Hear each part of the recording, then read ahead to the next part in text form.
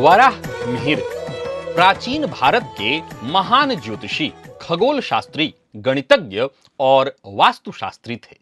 उन्हें भारतीय ज्योतिष का पितामह कहा जाता है और इन्हें वैज्ञानिक दृष्टि वाला ज्योतिषी ऋषि भी कहा जाता है।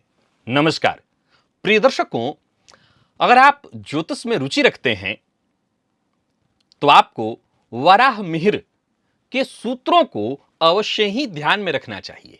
आज मैं वराह मिहिर के कुछ ऐसे सूत्र आपको बताने जा रहा हूं जो शास्त्रों में यत्र तत्र पड़े हैं और छोटे छोटे वाक्यों में हैं, संस्कृत में हैं। इन्हें आप हिंदी में आसानी से समझ लें, क्योंकि याद रखिए, महर्षि पाराशर हों, वराह मिहिर हों, इन्हीं के सूत्र असल में देखा जाए तो ज्योतिष शास्त्र में प्रमाण के रूप में युगों युगों तक लागू रहने वाले हैं। तो अगर आप ज्योतिष में तनिक भी रुचि रखते हैं तो इनके सूत्रों को आप एक जगह कहीं ना कहीं नोट करके रखिए। आज चर्चा वराह मिहिर की है, कल महर्षि पाराशर की चर्चा करूंगा, उनके कुछ सूत्र आपको बताऊंगा।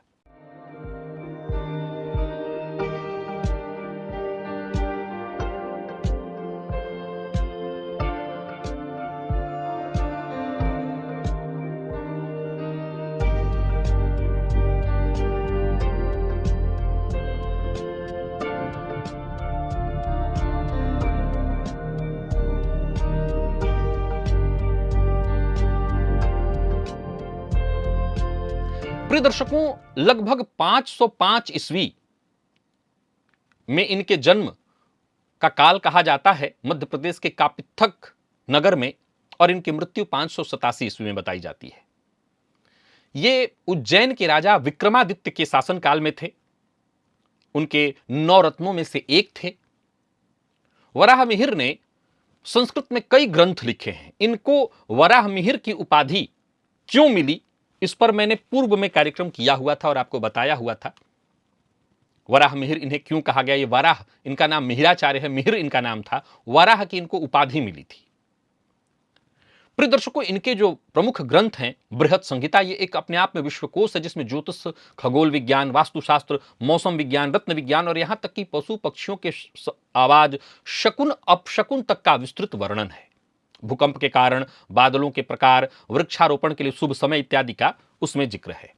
पंच सिद्धांतिका, इनमें 5 प्रमुख खगोलीय जो सिद्धांत हैं, सूर्य, वशिष्ठ, पौलिस, रोमक, ब्रह्म, इनका विश्लेषण आपको प्राप्त होता है। ये ग्रंथ जो है भारतीय और यूनानी खगोल विज्ञान के बीच का एक सेतु का काम करता है। और बृहत जातक, ये नाम तो आप जानते ही हैं। मैं कह सकता हूं कि ज्योतिष के क्षेत्र में अगर आप रुचि रखते हैं तो ये आपके लिए ज्योतिष का गीता है। ये ग्रंथ कुंडली के विश्लेषण पर केंद्रित है। इनमें ग्रहों के योग, दशाएं और भावों के प्रभाव को गहराई से समझाया गया है। इनके द्वारा ही कब युद्ध में जाना है, क्योंकि उस समय में राजा युद्ध पर जाते थे, तो युद्ध में कब जाना, कैसे जाना, युद्ध को लेकर के मुहूर्त का निर्माण, खगोल विज्ञान, इन्होंने सूर्य ग्रहण। प्रिय दर्शकों, आज जो वैज्ञानिक बड़े बड़े यंत्र लगा करके जिन चीजों को देखते हैं, आज हमारे पास पंचांग पड़ा हुआ है 50 रुपए का, उस पंचांग में भी सारी बातें लिखी हुई हैं। वो जो पंचांग में अभी लिखी हुई हैं, इनके द्वारा बनाया वो सिद्धांत, सूर्य ग्रहण और चंद्र ग्रहण की सटीक गणना, पृथ्वी की परिधि और ग्रहों की गति के बारे में गणना, ये सब इनके द्वारा लाया गया। अच्छा, गौर करिए, कल मैं जब महर्षि पाराशर की चर्चा करूंगा तो उनको जनक कहूंगा और इनको मैंने पितामह कहा। क्यों, ये मैं कल आपको बताऊंगा। ज्योतिष में क्रांति, राशियों के 12 विभाग, इनका श्रेय इन्हीं को जाता है। इन्होंने ही भारतीय ज्ञान और यूनानी, मिस्र और रोमन विज्ञान को सब एक में जोड़ा।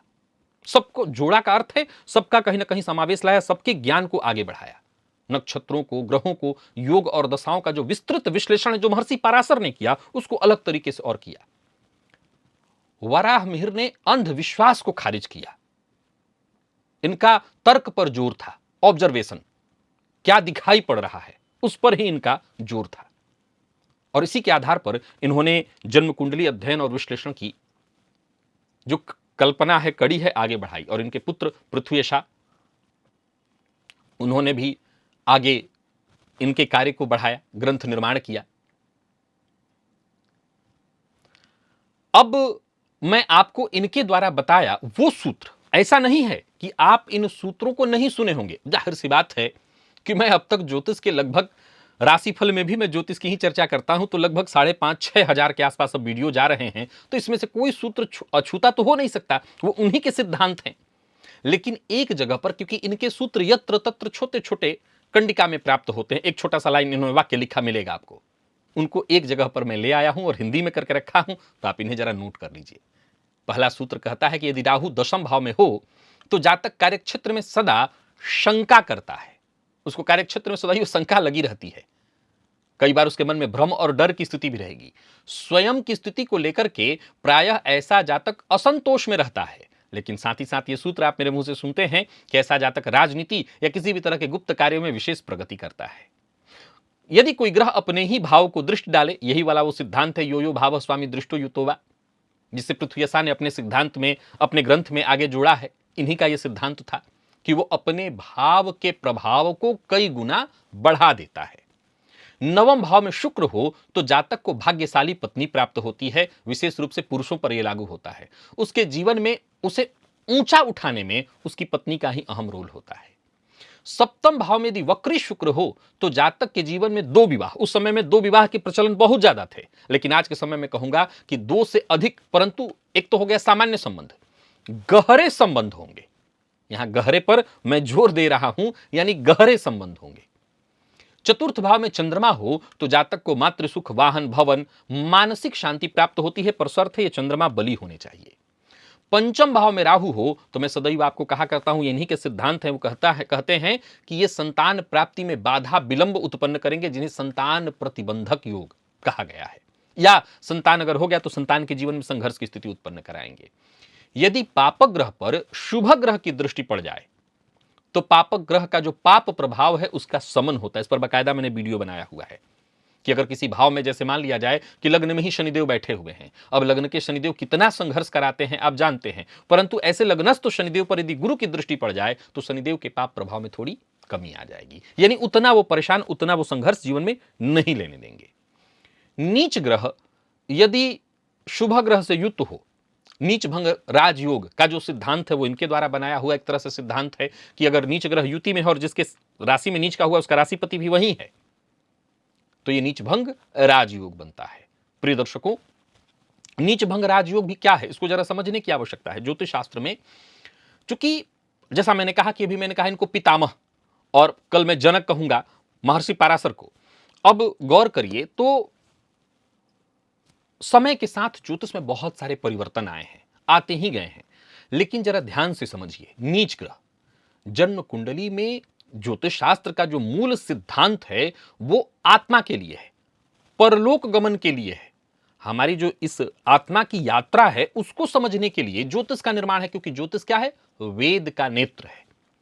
तो यहां कोई भी नीच का ग्रह होता है तो ये इस बात की सूचना है कि जातक के परलोक जाने में, मोक्ष को प्राप्त करने के मार्ग में यह ग्रह बाधक बनेगा।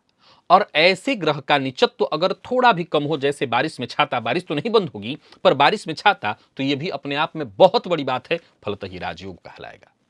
लग्न से सप्तम भाव में यदि शुक्र हो तो जातक का दांपत्य जीवन सुखमय होता है, सौंदर्य युक्त और सहयोगी होता है। लेकिन यह ध्यान रखिए कि पुरुष की कुंडली में यह बड़ा खतरनाक सिद्धांत है, तलवार की धार के जैसा। स्त्री की कुंडली में तो ठीक है, कोई दिक्कत नहीं, सप्तम का शुक्र दांपत्य को बड़ा सुंदर बना देता है, पति भी बड़ा सुंदर दिला देता है। लेकिन स्त्री की पुरुष की कुंडली में सप्तम का शुक्र दांपत्य जीवन में एक तरह से देखें तो तलवार की धार पर ले आते हैं। किसी पापक ग्रह की दृष्टि पड़ी तो जातक का दांपत्य सुखद नहीं रह सकेगा। नवम भाव में पापक ग्रह राहु या शनि स्थित हो तो ऐसा जातक शुरुआती दौर में तो गुरुओं का अनादर करने वाला ही होता है, शुरुआती दौर में तो थोड़ा कर्महीन भी होता है। लेकिन यह बात अलग है कि उसको उसके भाग्य का साथ मिलता है और जैसे जैसे उसकी उम्र आगे बढ़ती है फिर वो पुरुषार्थी भी हो जाता है और बहुत अधिक वो गुरुओं का आदर करने वाला तो नहीं होता, लेकिन फिर भी वो साधना में रुचि जरूर लेता है।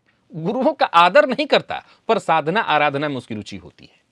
यदि जन्म कुंडली के दूसरे भाव में गुरु हो तो जातक की वाणी, आचरण, धन सब पवित्र और सुसंस्कृत होते हैं, ऐसा मानना है महर्षि वराह मिहिर का। केतु यदि कुंडली में तृक भाव 6, 8, 12 में हो तो जातक को गूढ़, दीर्घकालिक और ऐसे रोग जो बार बार लौट सकें, ऐसे रोग होते हैं। यही सिद्धांत मैं अलग तरीके से आपको समझाता हूं, इसमें थोड़ा परिवर्तन आने वाले समय में हुआ है कि ऐसी स्थिति में प्रायः जातक को भ्रामक रोग उत्पन्न होते हैं। यहां बार बार लौटने का अर्थ उनके नजर में, क्योंकि जिस समय में इन सूत्रों का से बन रहा था, ये सूत्र बनाए जा रहे थे, वहां पर कोई इतना भ्रम वाली बात नहीं कहा थी। लोग इतना ज्यादा रोग के पहले रोगी नहीं थे और रोग के पीछे इतना भागते नहीं थे। अब तो सर्दी खांसी छींक आ रही है तो भी डॉक्टर के पास हम भाग रहे हैं। तो यहाँ भ्रामक रोग की संज्ञा, हालांकि उस समय में भी तंत्र मंत्र होते थे, लेकिन यहां पर बार बार लौटने वाला रोग कहा गया। एकादश भाव में चंद्रमा हो तो जातक को निरंतर धन का सहयोग और समाज से लाभ मिलता रहता है। चंद्रमा का स्वभाव घटना और बढ़ना तो है, लेकिन अगर मजबूत स्थिति में एकादश में चंद्रमा हो तो जातक को समाज में मान सम्मान भी मिलता है और उसका धन भी बढ़ता है। यदि किसी पापक ग्रह की दशा चल रही हो, लेकिन वो पापक ग्रह शुभ ग्रह से युक्त या दृष्ट हो, पापक ग्रह की दशा हो परंतु वो पापक ग्रह शुभ ग्रह से युक्त या दृष्ट हो, तो विपरीत बिल्कुल परिणाम नहीं मिलेगा, बल्कि संघर्ष तो देगा, लेकिन संघर्ष के साथ साथ उन्नति भी देगा। और एक और सूत्र सुनिए, दो ग्रह यदि समान बल वाले हों और युति बनाएं, दो ग्रह एकदम समान बल वाले हों और युति करें, तो इसी को आज के परिवेश में ग्रह को युद्ध में कहा गया। और वराह मिहिर ने कहा कि न तो यह अत्यधिक शुभ फल देगा न अत्यधिक खराब फल देगा, यह मिश्रित फल देने वाला हो जाएगा।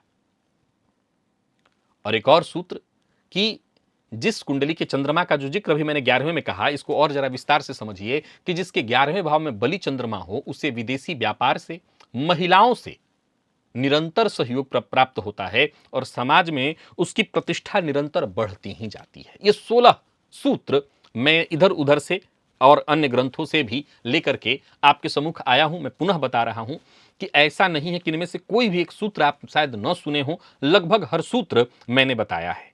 कल महर्षि पाराशर से संबंधित लगभग 19 या 20 सूत्र मैं आपको बताने जा रहा हूं, जिसे आपको नोट करके रखना चाहिए। आज भी जो मैंने सूत्र बताया याद रखिए, आपने शायद सुना हो, लगता है कि सब सामान्य से सूत्र हैं, याद रखिएगा।